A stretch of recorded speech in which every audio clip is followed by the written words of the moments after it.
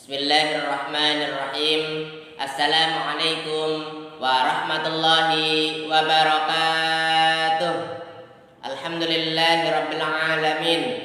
Hamdan wa syukranillah. Segala puji bagi Allah Subhanahu wa taala. Pada kesempatan hari ini, atas nikmat karunia-Nya, kita semua kembali dipertemukan dalam pembelajaran pendidikan agama Islam. Sholawat beserta salam mudah-mudahan terlimpah curahkan kepada Nabi kita, Nabi Muhammad Sallallahu Alaihi Wasallam. Sobahul khair, kaifa halukum? Syukran.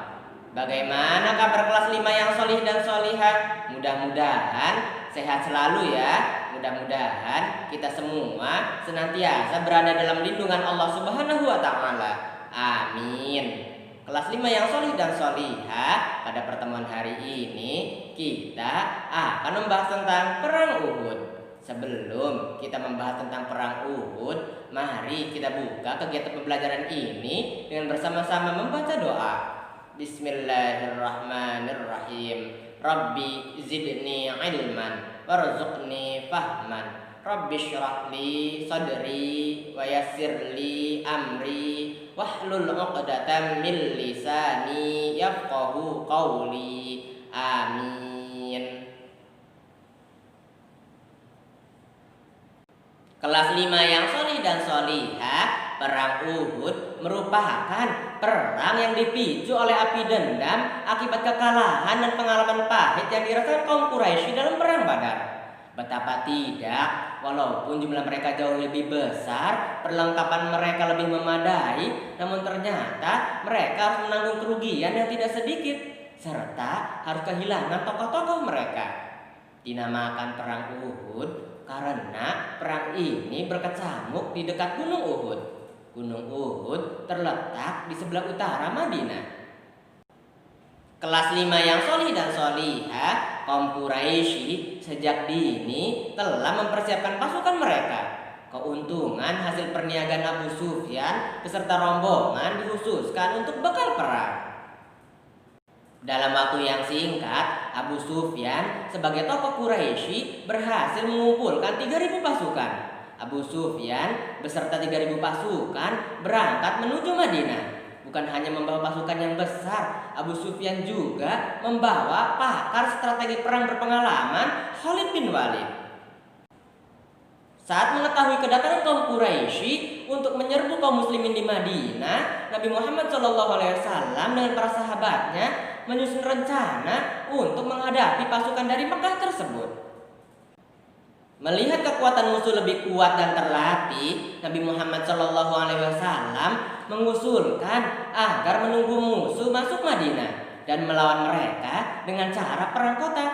Dengan cara ini diharapkan musuh terjebak dalam kelompok-kelompok kecil sehingga mudah dihadapi. Namun beberapa sahabat mengusulkan kepada Nabi Muhammad SAW agar menyambut musuh di luar kota Madinah. Nabi Muhammad SAW setelah mendengar usulan tersebut masuk ke dalam rumah dan keluar memakai baju besi dan perlengkapan perang. Pasukan Muslim dipimpin oleh Nabi Muhammad SAW segera bergerak menyongsong musuh di pegunungan Uhud. Perang pun berkecamuk. Kaum Muslimin melawan kaum kafir Quraisy. Kelas 5 yang solih dan solihah, adapun akibat dari perang Uhud ini diantaranya yang pertama, gagalnya kaum musyrikin menghancurkan total kekuatan Islam di Madinah.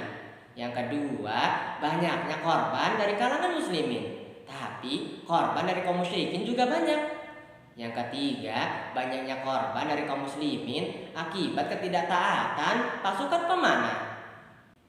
Sedangkan hikmah perang Uhud bagi kaum muslimin, yang pertama, kaum muslimin menyadari betapa pentingnya taat kepada Rasulullah SAW sebagai pemimpin.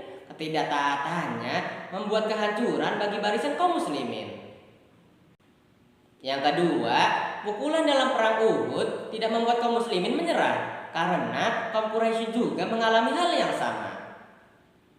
Demikian pembahasan singkat tentang perang Uhud. Mudah-mudahan bisa dipahami dan dimengerti. Jika ada hal-hal yang belum dimengerti atau belum dipahami, boleh disampaikan ke Pak Syahri. Untuk hari ini kita cukupkan sampai di sini. Mari kita tutup dan bersama-sama membaca hamdalah dan doa kafaratul majlis.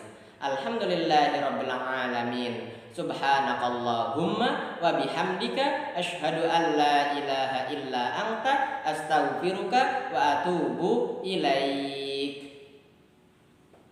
Kurang lebihnya mohon maaf. Assalamualaikum warahmatullahi wabarakatuh. Syukran, ila liqa.